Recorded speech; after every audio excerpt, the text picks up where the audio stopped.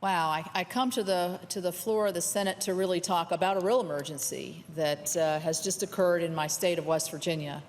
I know many of you across the country have witnessed and seen the terrible destruction, for the sudden flash flood that ravaged West Virginia on Thursday late afternoon and evening. But, you know, I come here with such a heavy heart, and when I hear the debate going on again about who's more cynical and who's got poison pills, all I can think about is the little boy I saw at the volunteer fire department in Clendenin on Friday, and his dad's the fire chief, and he'd been going to the fire department all the time since the time he was born. He was about 10 years old now. And I asked him, we're standing in mud, 6 inches of mud and destruction everywhere in his town. And I asked him, I introduced myself to him, and I said, I'm Shelley, I'm your senator, how are you doing? And he just melted. He just melted into tears because he was so distraught at what he saw. A place he loved, the fire station, just ripped apart. People that he knows kicked out of their homes, trying to figure out how to rebuild. To me, that's a real emergency. That's a real something that we here in the Senate and those in the state and those local responders are responding to now. And so I think about our state, I think about all the nicknames of the state of West Virginia. One of the ones that I think I like the most is Almost Heaven. Well, Almost Heaven wasn't Almost Heaven last Thursday. Or Wild and Wonderful. It was wild, all right, but not so wonderful. But the one that's really come to, I think, epitomize our West Virginians, our people, is West Virginia Strong. I saw the National Guard, the West Virginia Department of Transportation, public elected officials, emergency services personnel, EMTs, up all night, doing very dangerous boat rescues to get people from the roofs of their home, from the roofs of their cars. It came so fast. I visited the shelter at Capito High School yesterday, and a man was telling me it was he and the woman that he was living with, that he lives with, and their dog, and they just ran out with nothing. It started at his ankles, and 5 minutes later it was at his waist. That's how fast it was. And yet he still had that West Virginia Strong attitude of, we're going to be okay, we're going to find a way. He lost his car, his four-wheeler, all of his belongings are gone. He had nothing. He has nothing. And now he has a place to sleep in a high school gym. But you know what? He's got the American Red Cross right there with 400 volunteers from across the country so that he has a warm place to sleep or a cool place to sleep in the hot sun, meals, the availability of cleaning supplies, and a really generous community that's come together to try to help him. Well, that's West Virginia Strong. And that's what fortifies me today. When I think of the stories of bravery and rescue, when you look at the 23 West Virginians who lost their lives, just so suddenly, a little 4-year-old boy, Edward McMillan, from Ravenswood, West Virginia, swept away in the rushing water. We just have story after story of people that didn't know what was going to happen to them, that didn't know how to get out, that found a way, that braved through this awful, awful thing. And then the stories of the communities coming together. When we were traveling through Kanawha County, I ran into some people from Parkersburg and some people from Martinsburg, which doesn't mean much to probably folks in the gallery or to you, Mr. President, because you don't know where that is, but it's 5 hours away. They just packed up their trucks and put water and food in and came to the aid of their fellow West Virginians.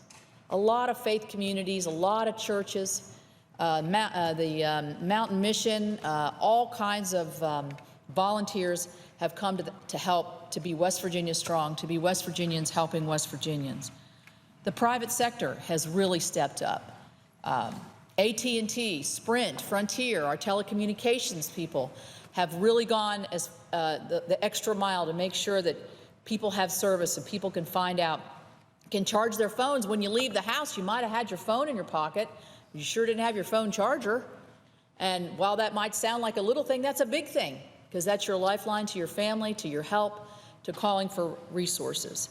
We also have Walmart, Procter & Gamble, CSX, Dow Chemical. I'm leaving people out. Anheuser-Busch brought a bunch of water in to help.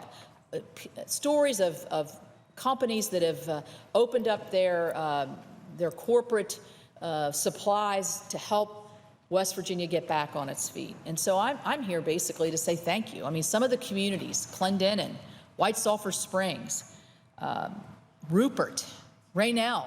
I actually thought in a sort of, Raynell's name is Raynell, and boy, did they get rained on. They probably regretting the name, and they lost a lot of people in Raynell. It's just a small community that's just been crushed. FEMA has been phenomenal. The declaration from the president came immediately for 3 counties, to which we're very grateful. We're hoping to get other counties, Webster County, Roane County, Clay County, Pocahontas, Fayette County, included in these declarations. In Webster Springs, 55 homes totally wiped out. It's a town of 350. I mean, we all know West Virginia mountains. We love the West Virginia mountains, and they're beautiful, but the valleys, when they fill rapidly and disastrously. And so FEMA is on the ground. They have opened up their disaster recovery centers in White Sulphur Springs and also in Greenbrier, other places in Greenbrier County. They're going to be all over the place. I would tell people what I've learned through this is you've got to get registered for individual assistance immediately. You've got to have go to the phone number, go to the website, go to the Disaster Recovery Center, because that starts the process. And help is there. The Small Business Administration is there as well to try to help that. The various health departments are not giving out, but are providing tetanus shots free of charge, because as we know, sitting water in 90 degrees is not a good scenario, and it's a scenario for disease. What I was astounded by was the mud. You think about water in your home and water in your business, but the mud is just so destructively horrifying to look at and just so difficult to clean. So there's all kinds of things that West Virginians need help for all around the nation. We've just been inundated with people wanting to help, people wanting to come and lift up another American and lift up another family. And so I say thank you for that, but this is going to be a long-term project. When you have the kind of destruction that we suffered, it goes on for a long time, and it's almost, the first week you get a lot of help. It's the weeks after that when people are trying to rebuild, try to get temporary transitional housing. These are the kinds of things that families need.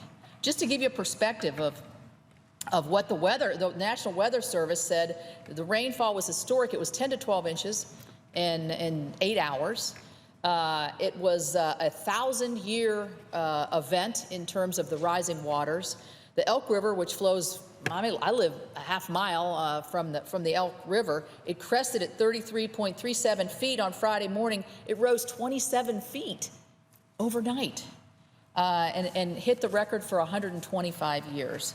So this was a record-breaking event and very, very tragic for many of us. So I want to thank FEMA for all the representation that they've brought forward.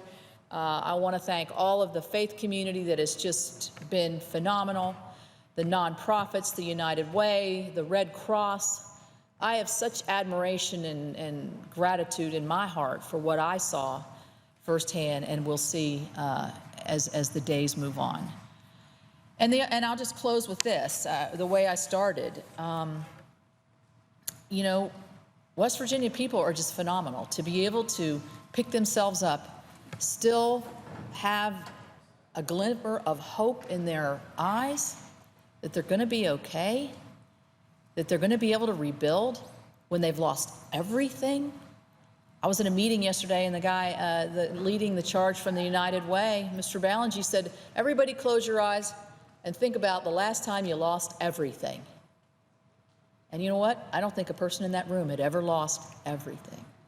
So thank you for all the thoughts and prayers that you've kept in your heart for us. We feel them, we need them, we appreciate them. It's a long road to recovery, but we're on our way. And with your help, God's help, we'll get there. Thank you.